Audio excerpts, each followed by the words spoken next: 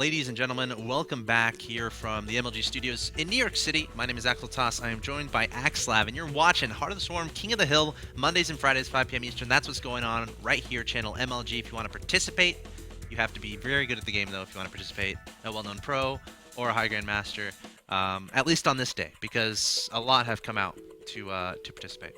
This is true. And we have someone very good here to challenge Mr. Goswser.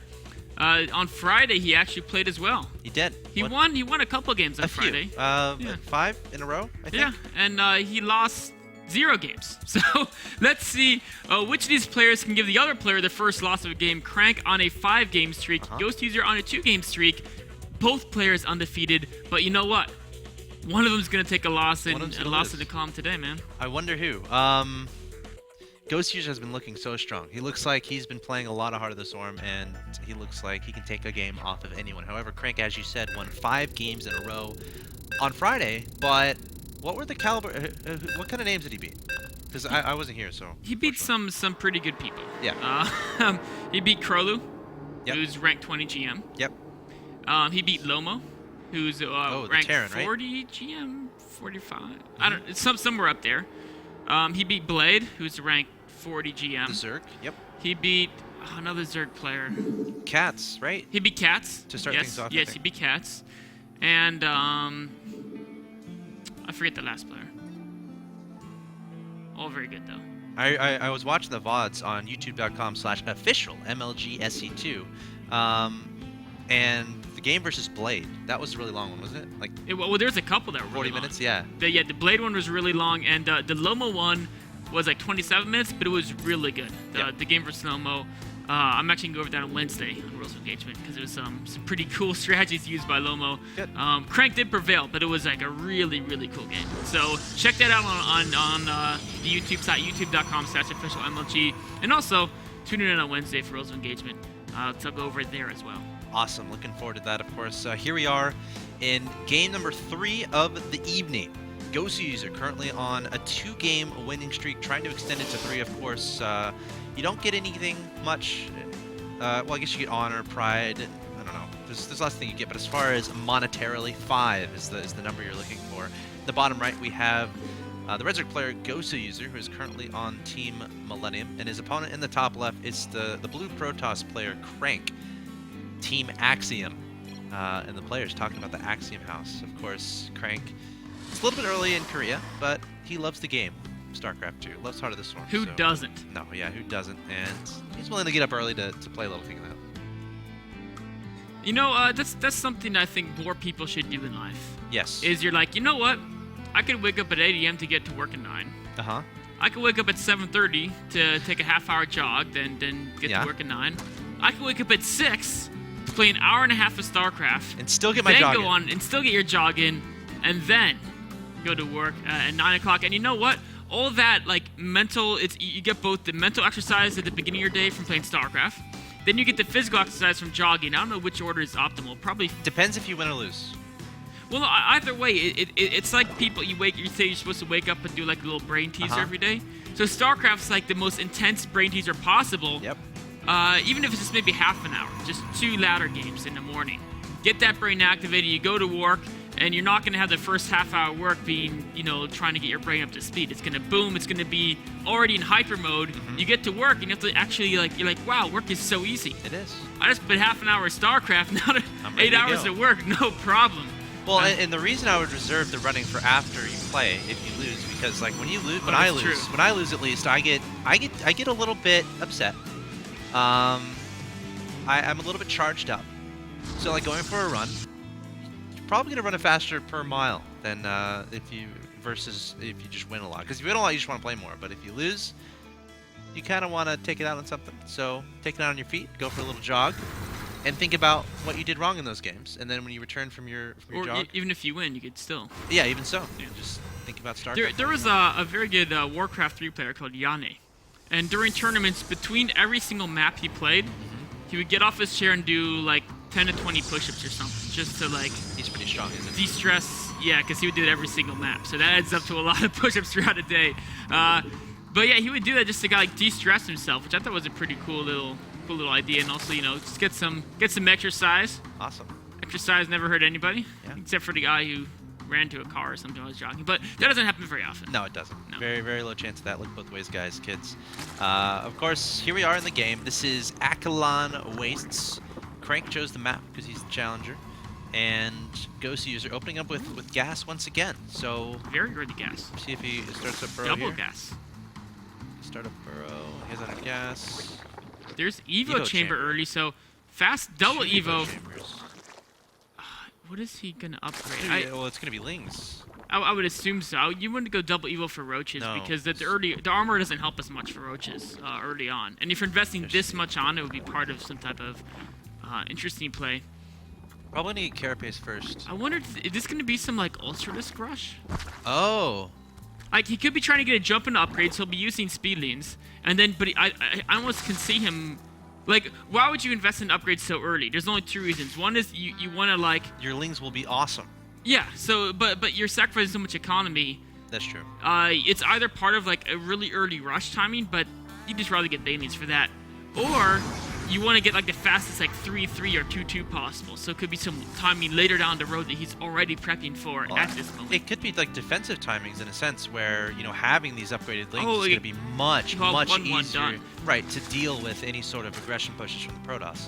This is true. That could be a really big utility of those early upgraded Lings. Also, we're seeing Crank going for a Stargate and starting up with the Oracle production, and he's being very proactive of trying to prevent Goswser from seeing this. In fact, I don't think Goswser has any idea this is going on. Or should defend the Stargate. Oh, it's in the back, yeah. He doesn't, but if he switched to Goswser's vision here, the odds of him not seeing it when he leaves Crank's space are pretty low here because he's got, I mean, this is what, like 740 minutes in the game, and he's literally got like 70 to 80% of the map vision. Yeah. And he's got an entire line across the whole map. He is so good at putting Zerglings absolutely everywhere they should be to see everything. Under attack. Yeah, as you said, if Crank moves out with anything, Goswser's going to know exactly what's going on. We've got 3 additional gateways here from Crank. We've yet to know whether or not this is going to be 2-base all-in, but seeing as how he's still making probes, he's adding on gateways and a Twilight Castle, I think he's setting up for a third. A third is not difficult to take on this map. So probably going to do some Oracle harassment and going to follow that up with that third base, even clearing out some space here so that his Oracles could theoretically go untracked across the map, and he's just going to send them across the top. Oh, is he going to find the one direction that Goswser does not have vision on? There's no over at the top right of the map. Yeah. Goswser can end up losing his third base to this. The good news for Goswser is he does have Spore Crawlers ready. Well, the thing, would you kill the third, or would you go kill the drones in the natural? I would check the drones first.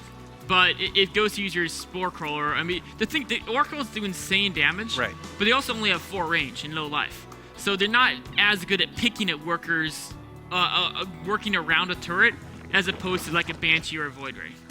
Alright, Oracle's coming straight to that third base, or the natural expansion, I should say. Gonna back away from that Spore, taking down the Queen in about half a second. Now targeting down the hatchery. Ling's gonna come forward to provide moral support to the hatchery, but can't actually shoot up, so they're just gonna scurry a little bit away from there. You're like, we're here, we heard you're under attack. What can we do? And then the hatchery's like, ah. Make yourself useful, good counterattack. Like, yeah. Yes, sir. Save yourselves. I'm gonna die anyway. Hatchery falls. Nice little attack there from Crank. But, didn't kill any drones. So Goswser, actually, he's only at 45 drones to the 60. And his Zerglings all get stuck trying to counterattack a third. Great force fields by Crank. Really blocking those Zerglings and killing every single one of them. And it looks like, obviously, an Overlord is here to drop some creep. But Crank shouldn't be delayed too much in taking that. Meanwhile, Overlord going to be scouting, Overseer I should say, in the main base, trying to scout as much as possible. Follow-up Blink play here from Crank, going up to +2. Meanwhile, checking on the upgrades of Goswser here, +2 Carapace is already on the way, +1 Melee is finished, already going up to Hive. So I think I agree with you as far as we're going to see an Ultra's Cavern placed down right away, but he's only on 2 bases, so immediately going to be double expanding, and definitely going to be keeping a watchful eye over the skies to make sure he's not caught off guard by those Oracles again. Oh, Crank gets rid of those rocks just in time before the Zerglings could swarm in there because Crank's army does not look that strong against this massive speed leans if they could get in there and engage army. But behind his defenses, he's perfectly safe. Yeah, the static D going to be so important here for, or just the sim city, the building placement. Not only now, but throughout this game, because Ultras are going to start coming out on the field, and if we're talking about responses to the Ultras, the Void Ray is going to be the obvious answer. Immortal is going to be an answer as well, but you have to make sure they can't get their sweeping claws all across your army, because then your army is going to just melt away. Force fields don't work against Ultras, and look at this. Goswser predicting that in a sense, adding on Vipers to his composition, so even if Crank sets up some ridiculous SimCity, sets up some ridiculous positioning, Goswser can just play a little bit back, pull the units he wants into range of those Ultras, and get the damage done in that way. You know what's going to be interesting is when it comes time for an actual engagement, right? The key units that Goswser has to negate are those robotics units, the Immortals, the Colossi. Is he going to choose to use the Abduct ability to pull them into his army, or is he going to choose to use Blinding Cloud to make it so they can't attack unless they move out of that Blinding Cloud radius? Because I could see either one of those. I would definitely do the Abduct, I think. Okay, because then you can kill the Colossus right away. Whereas if you do Blinding Cloud, sure. And they stutter step backwards. Right, they can just move, and then they're still going to be alive. You're still going to have to deal with them a little bit later. So Blinding Cloud really needs Fungal combined with it, and that's so much gas for somebody who's been on 2 base for a while, right? You're not suggesting put Fungal on the Viper. I'm like, no, I was thinking he could add his that was my investors. initial thought. I'm like, Nick, I want to win games as Protoss. No, but yeah, I agree with you. Vipers with Fungal. Wow. Because Zerg needs help. And yeah. This is a cool composition, though. I mean, if we think about the upgrades, again. Adding in some Hydras, I like that. Just maybe, as long as he doesn't overdo it. You know, maybe like 8 Hydralists. Yeah, I agree. So you don't have to worry about the Oracles. And also, when you abduct the unit, the Hydralists will just naturally focus it down very, very fast, so that always helps. So Goswser is going to go up to 4 bases here, slowly starting to saturate those. Probably needs to start prioritizing the gases at those bases because he's going to be using a lot of gas in this composition he's going for. The Ultras and the Vipers, very gas intensive. Of course, Hydras cost their share of gas as well. Does he have the drone count to do all this? Yeah, it's 75 Harvesters. Perfectly fine with that. And again, continue with those upgrades. +3 carapace on the way, or Kitness Plating's already done out of that Ultralisk Cavern. It's a little bit damaged, but I think that's to do with the Vipers. Using that consume ability to pull some of that energy, pull some of that health, I should say, and converting that into energy.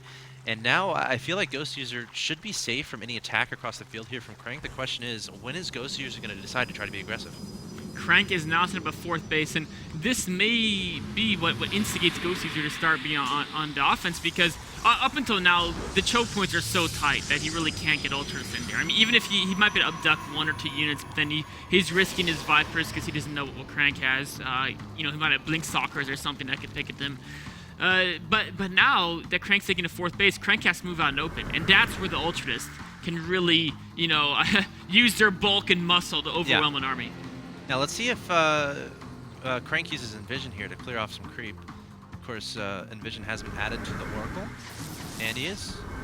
Or he just says an observer. Yeah. A little bit more energy efficient. Yep.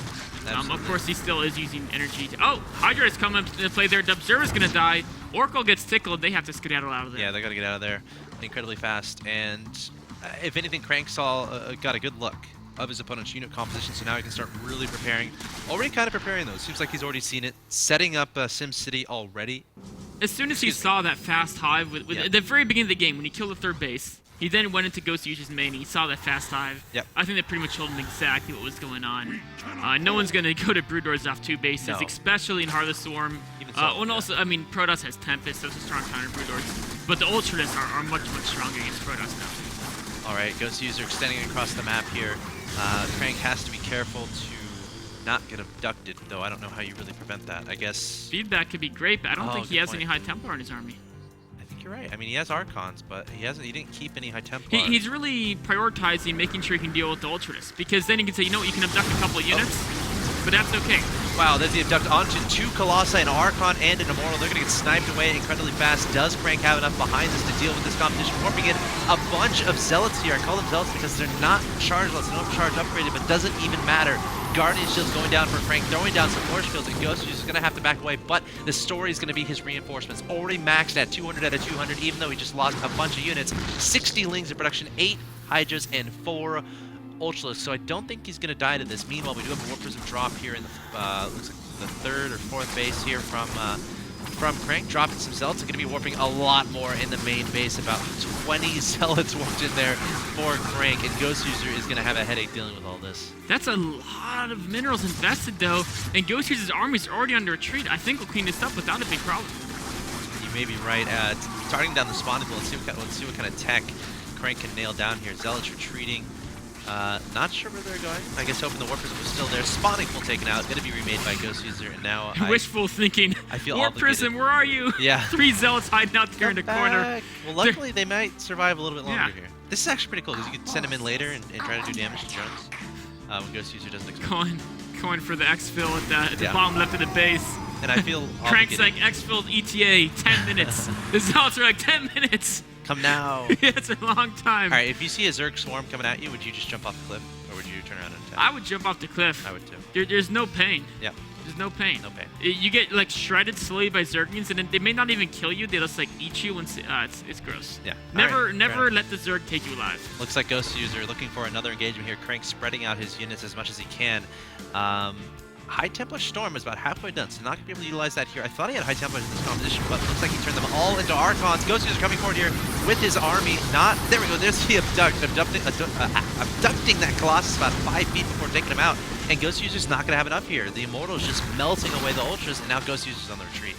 This is a very, very powerful army from Crank. It's actually, so what should Goswser add to help deal with this? Maybe he's adding 10 Ultras. That might do it. If he gets enough, you just overwhelm him. Because these last battles, he only had like 4 or 5. And they kill the Protoss army very fast. The other thing is maybe more Vipers. The Vipers seem very effective, but he only had 1 that battle, he only had 3 other battle. Maybe if he had like 8 Vipers. But now there's High Templar, so it goes back and forth. You know, the Crank's got such a highly developed army.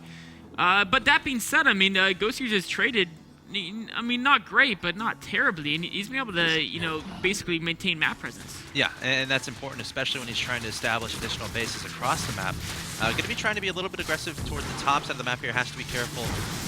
Doesn't want to get caught off guard. And Crank actually throwing away a few probes here so he can make some more room for army. And now Goswser's going to turn around, coming in with the Ultras, Hydras, and Lings. There's still 4 Ultras straggling behind. There goes the Storm onto this entire army. I don't think Goswser was expecting that, but continuing to surge forward with this Ultra Hydra army. There's nowhere for Crank to run. No, but you're absolutely right. He can't really kite. But again, the Immortal's doing so much damage to these Ultras, it doesn't even really matter. No, it doesn't. And Chargelot's coming in to reinforce. Goswser continually just throwing unit after unit at this Protoss Death Ball, and it's not doing much. Look at that resources lost tab. 23,000 to 22 to 12,000. The last battle really catapulted that. It was more even to the last battle, just an absolute slaughter fest. Perhaps Ultra's coming earlier, but really, I don't think Mass Ultra is the answer to this because it's so robo-heavy. Yeah. This is almost a situation where maybe you should have been preparing a Broodor or a Broodor transition. Perhaps more Vipers. One of those 2 options. But the pure Ultra transition, the pure Ultra competition is not working out that well. I really like the Broodlord idea here. I mean, the Broodlords, like, none of this shoots up really. Zealots, Colossus, Immortals, they don't shoot up. So the thing is, if they're investing that much into a box, they can't afford a ton of Tempests, right? Archon's getting caught off guard, and yes, you are right. And if they get a couple of Tempests, that's where the Vipers come into play. You can yank the Tempest in, your Hydralisk can deal with them. I kind of like the Hydralisk Broodlord idea. Goswser thought Ultra's supposed to counter everything. No, unfortunately, not when your opponent directly counters the Ultras. Yeah, I think that might be what Crank's about to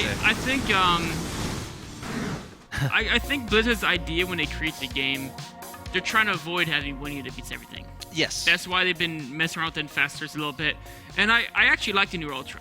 It's very strong, it's very useful, but like Goswser found at that game, it doesn't beat everything. Right. So it's good. It would probably beat me, that many Ultras. But not the player with the caliber of Crank. He was able to scout that very early on. Again, as you said, he scouted the hive. He was reacting to like 5 minutes before the first Ultra even came out. So he had like, I think he might have had 3 Robos, but he was getting those Immortals out, getting those Colossi out, getting the Archons out, and then once the High Templar Storms came out, Goswser had pretty much no answer. The Immortals just packing way too much punch against that composition, and now Crank is going to extend his streak to 6. Goswser, unfortunately, going to be stopped at 2. Who can beat Crank? Well, you know, I was trying to figure that out on Friday, and a couple, you know, by far the guy who came the closest to beating him, I think, Actually, there was a couple getting really close. Actually, Crowlu. When Crowlu played him with the Dark Templar Rush, that was like one of the closest games ever. Like Crank had to like secretly build cannons at his natural expansion while DTs are killing his main. It was a pretty exciting game. Wow. And then of course Lomos, Widow Mine Contain. He built like a missile turret and Widow Mines. And he just keep sniping observers. Yeah. And just stuck Crank. That's on. awesome. Yeah, all right. Well, I think Terrence. All right, That's what TB said we're as going to well. try to find someone here coming up again. If you missed any of those games, they are available on YouTube as VOD. YouTube.com/official MLGSE2. That being said, coming up next, we're going to find a challenger for Crank. If you're a very good pro player or a high grandmaster, go to channel MLG. We might pick you. That being said, don't go anywhere. We'll be back as Crank tries to extend his streak to 7.